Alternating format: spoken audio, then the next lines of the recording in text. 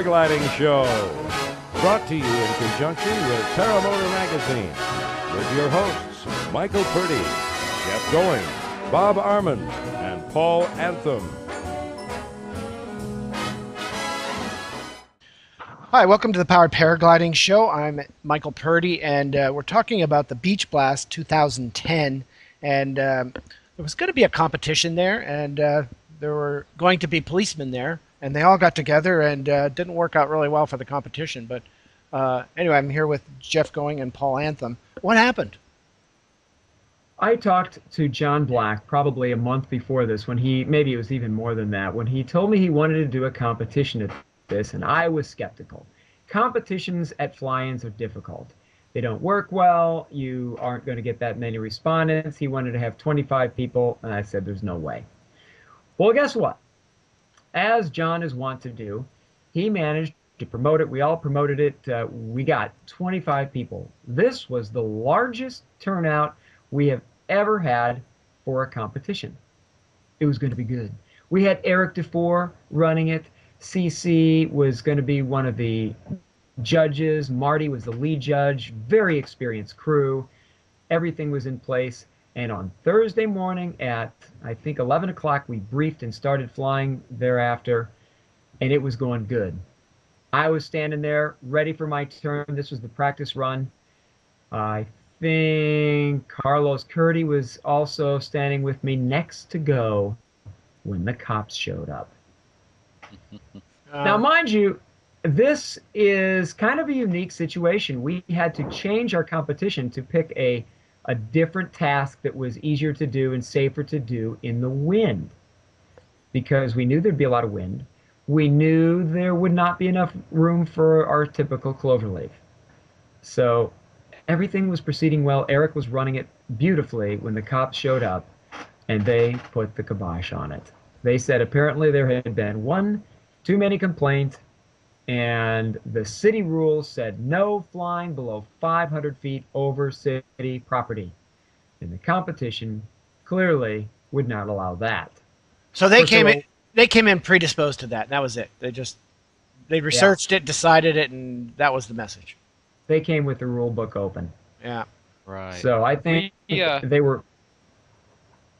Go ahead, Paul. Jeff, I think you left out that we actually got about, I don't know how many people. I think we're up to 10. I was number 11.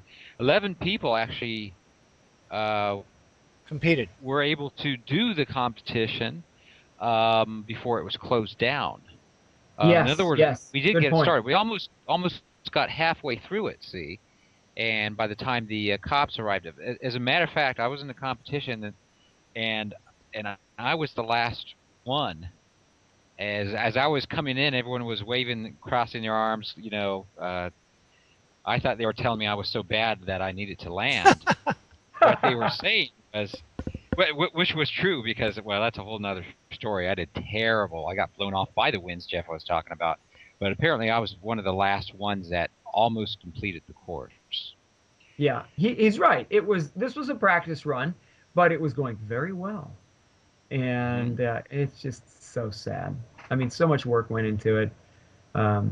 Competitors, by the way, are all welcome to their money back. All they have to do is tell us how they want it, and we'll refund the money. It was $20. We did spend money on, that's the problem with this. We spent money on the flags and the awards. John spent money on the awards, but mostly it's the disappointment. I mean, there were several, maybe 3 who came primarily for this competition. We would have had, I think, at least 2 pilots from overseas entering as guests. I think more than that. We did have one pilot crash. He was not hurt, but he did crash. He was, I think he was coming in for the slalom. I don't remember what. I caught it out of the corner of my eye. He was about 3 before me, and what happened to him almost happened to me. You can picture we're on this, even though it's a wide beach, but when you're doing a competition, it doesn't seem wide at all. And the wind's blowing off the ocean, of course. So you're coming around to kick that fourth stick that's a little further away from the water. Or maybe you're just coming around to go around the first stick. But anyway, if you don't do it right, that downwind demon will get you big time, and I think that's what happened to him because it almost happened to me. He was lurking. The demon was lurking. And now we briefed it. We tried to explain, hey, I think that he was coming around. He wasn't going for stick 4, which is where you kick stick 1, then 4, and then 3. None of that will make a difference. You can go onto Foot Flyer and see the competition course. But it looked like he misjudged the turn that was coming around. And, I had briefed that, hey, you really ought to already be, go out wide and already be pointed at the course before you make that turnaround. Because if you just head for the stick and make the turn, then you might be in trouble. And that's what happened. So what actually happened to him, though? He landed beyond the fence, between the fence and the building, in soft sand. It was lucky it was soft sand because there were things sticking out. Could have been a lot worse. Last year we had a guy who did a spin who landed in that same area, and I mean there were some things that you could have impaled yourself on if you didn't do it right. So he lucked out and wasn't hurt at all. I don't even know how much he damaged his gear. He probably did the usual prop and cage. Wow. But, Didn't John Black go in the water during the competition? I mean, I know oh, someone yeah, I did. watched thought it was that. John Black. Yeah, Yeah, I watched that from the air.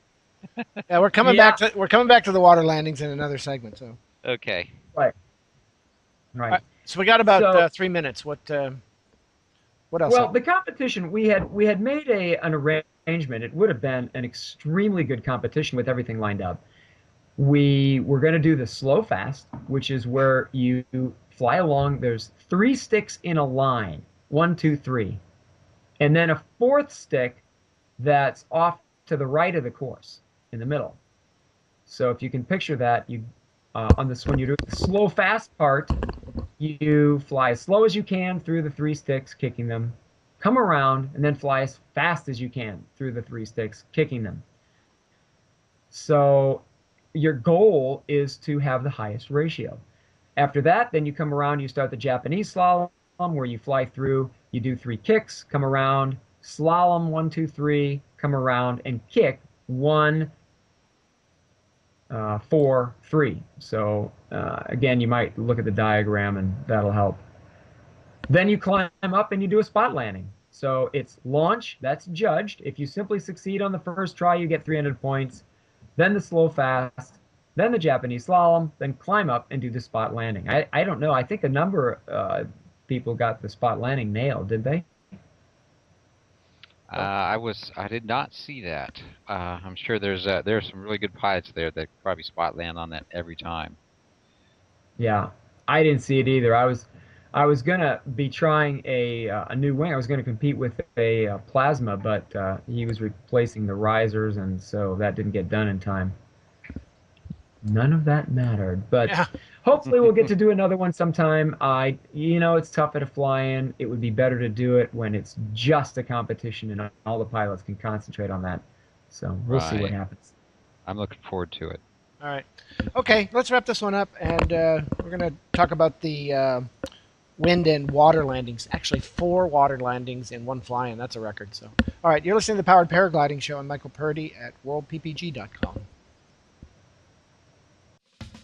Paramotor Magazine is the global English language magazine for paramotor, paratrike, and powered hang glider pilots. Read by passionate pilots in over 50 countries, its glossy color pages are packed with adventures, reviews, technology, and advice from the world's best pilots. Visit paramotormag.com